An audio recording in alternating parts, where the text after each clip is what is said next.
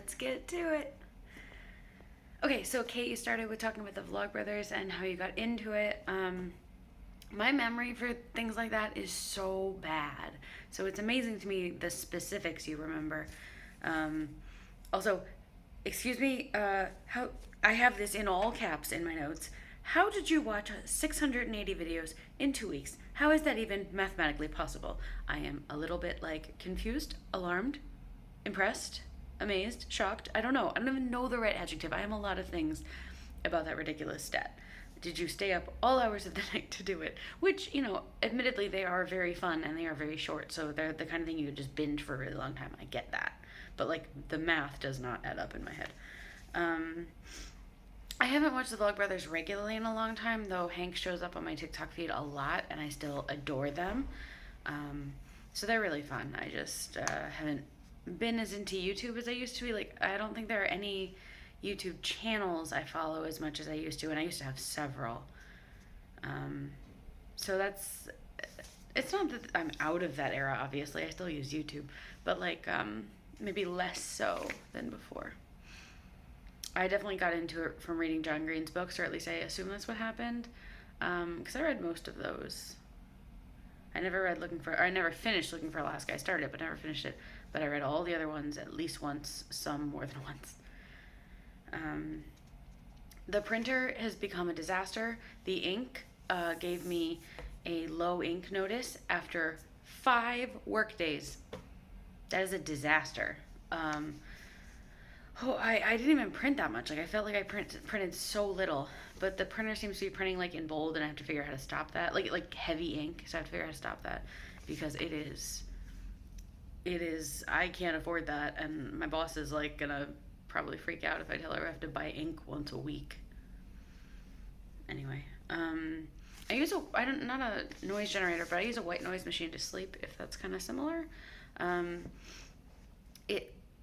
From the app, I can kind of tell it's designed as a thing to help babies sleep, but I just used the wind setting, and it cost me $40 or something, which was way cheaper than a lot of the alternatives for white noise machines, so I like this one. It's really simple. It can play sleep stories and stuff via the app, via Bluetooth, but I literally just use it for the wind noise. It's great. I use it to sleep when I'm working from home. I use it when my fridge is being loud and making high-pitched noises that I can't handle. I just turn the white noise machine on next to me, and then I can't hear anything that's that far away. Because I know, my whole apartment is 200 square feet. No, barely, not even.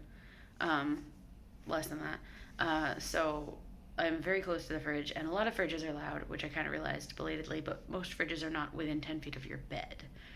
So white noise machine helps. The blanket design is cool. I would have thought that was an intentional, exciting design and not by necessity. I thought it was fun.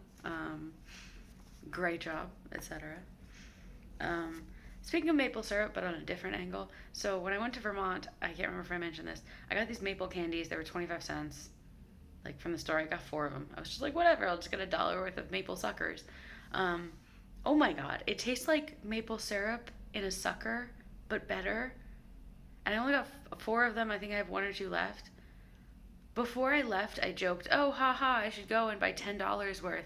And my friend's mom was scandalized and shocked. She was like, but I really wish I had, because I'm running out, and they're 25 cents, obviously. So they're the kind of thing that comes in a clear wrapper and does not have any kind of label or brand or anything. And even if they did, they're probably only available at the co-op in Vermont and not an online store. But if they were, at this point, I would buy $20 worth because they are so good. Oh my god. Yeah. My refrigerator temperature metric, I should probably get a thermometer, but my metric is, do things go bad, and do things in the freezer freeze? Because I had a while where ice cream wouldn't stay frozen, it would be kind of soupy, and I had a very, very long time where my I have these alcoholic freezy pops were just pure liquid, and that was a problem. And obviously they have alcohol, so it makes sense that they would be less likely to freeze, but they should freeze when the temperature in the freezer is correct. So the fact they were pure liquid was I'm not opening this fridge to go inside. Also, this is TMI, but I had some dairy in there, At one point when it had gone bad and I hadn't realized it had gone bad and it didn't smell bad and I took a bite and I had to untake that bite because dairy goes real bad. But I'm gonna be less specific because yeah, anyway. But it was like, all right, I'm done with this fridge, and I took out all the meat and dairy and then used it for like grapes or whatever, because grapes will be fine. And like my water pitcher, though my water pitcher I had to throw out because it ended up getting a little bit of mold in it, so I have to figure out a way to replace that. Anyway, the hole in the ceiling, it's just still there. They haven't come back. They haven't asked me when I want it dealt with or when they're gonna told me when they're gonna come. I just haven't heard. And you know what? It's kind of convenient, so I'm not gonna complain, even though I might die of mold poisoning or something. Who knows? Wordle. I don't know if you've been playing Wordle or not. It's you've probably heard of it. You're on Twitter. Also on the internet. It's like a once a day, spend 5 minutes on it puzzle, and it releases at midnight in your time zone, which is a disaster because last night it released at 9 p.m. East Coast time, and I was on Twitter at 11 p.m. and I saw it, and I wasn't able to do it yet because it wasn't midnight here. But like somebody on the East Coast had already done it because it was past midnight there, and I was devastated to see that tweet. So I blocked the word on Twitter because I'm super into Wordle. I have 100% win rate record, whatever. And I missed one day, so my streak isn't perfect, but I had like 5 in a row, and then I had 12 in a row. And I ended up deciding today that I was going to put it in 4 guesses because that's about my average. So even though I knew what it was, because I was like, okay, I'm not messing up my streak again. But hopefully I won't get spoiled again. How long is tea supposed to last? This is really random and unrelated to literally anything. But I was thinking about this because some of my wintry teas are kind of weaker now than they were when I bought them 2 months ago. Which is kind of weird and I wasn't expecting, but whatever, they weren't that expensive. I could just put 2 in at a time now. But yeah, I was just curious about that. Also, I'm looking for a tea recommendation, I guess, that's relatively affordable and that has late winter, early spring vibes, because all of my teas that I have been drinking are like holiday themed, and it no longer feels appropriate to be drinking like a Christmas Eve tea or whatever. Like I'll do that in like July when I'm like Christmas in July or whatever, but it feels weird in like mid-January. I mean, I have other teas, obviously. And, like, there's a wintertime one that I really like that I bought 2 entire boxes of. So that one's good. That'll last me a while because it's not holiday-ish. But I always want more tea, especially herbal tea. I read this book called Spoiler Alert. I don't know if you've read it. It is a love letter to fandom culture and a love letter to plus-size women. And as I am involved in one of those and am a second one. I don't know if I'm plus size, but anyway.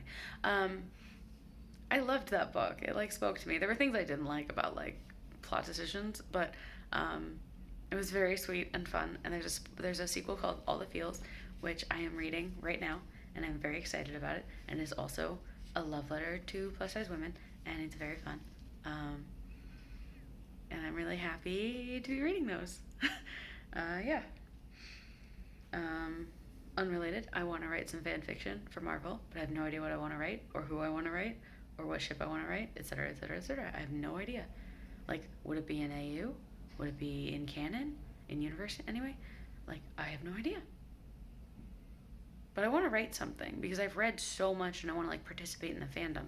Like, I really, I still get kudos every day from my Untamed fix, that I have up on AO3. Like every single day I'll get like 1 or 2. It's not a lot. I think I only have 3 fics up there. But it feels very exciting. Every single morning I open the email, and every single morning I see what got kudos, or when I get comments, I like look at those immediately. It means a lot. So it's like I thrive on that. I need to have more fan fiction out there.